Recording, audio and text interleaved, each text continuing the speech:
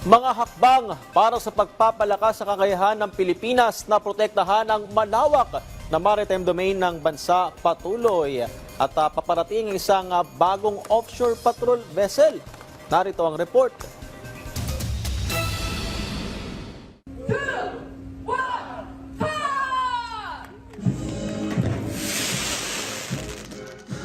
Inilunsad nitong Miyerkules sa Ulsan, South Korea ang bagong offshore patrol vessel na tatawaging BRP Raha Sulaiman.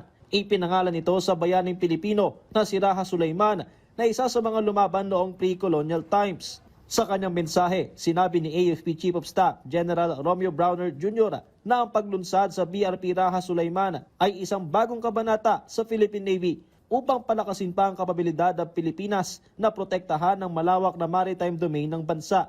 Matapos ito ay dadaan sa sea trial ang barko bago ang inaasahang delivery sa susunod na taon na una sa 6 na Sulaiman class offshore patrol vessel na bibilhin sa isang South Korean shipbuilder sa ilalim ng pinirmahang kontrata noong 2022 at bahagi ng AFP Modernization Program. Samantala, nakahanda ang Philippine Army na magpadala ng mga tauhan sa West Philippine Sea, lalo't nakatuon na rin ngayon sa external defense. Mayroong 9 na okupadong feature ang Pilipinas sa West Philippine Sea na binabantayan ng mga tropa ng Navy at Marines.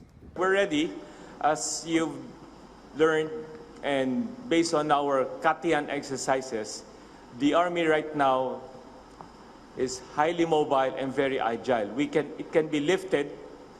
A battalion size, a 500-man unit can always be lifted anytime and can be brought to any place in our country. Kamakailan ay ginawat kay Army Chief Lieutenant General Roy Galido ang Naval Special Operations Command Honorary Badge. Matapos siyang dumaan sa isang matinding pagsasanay kasama ang Elite Naval Special Operations Unit sa kanyang pagbisita sa NAVSOCOM Headquarters sa Sangley Point, Cavite. Ayon kay Galido, bahagi ito ng regular na cross-training sa mga major services ng AFP. It's not only the Army training with the Navy. Navy has a special skill set that the Army needs to acquire. The Navy also trains with the Army. This cross-training builds good working relationship and the very strong foundation for interoperability, especially when this training involves young officers who will soon grow up in the profession of arms, and it will be easier for them to communicate and work together in a joint force environment. Patrick De Jesus para sa Pambansang TV sa Bagong Pilipinas.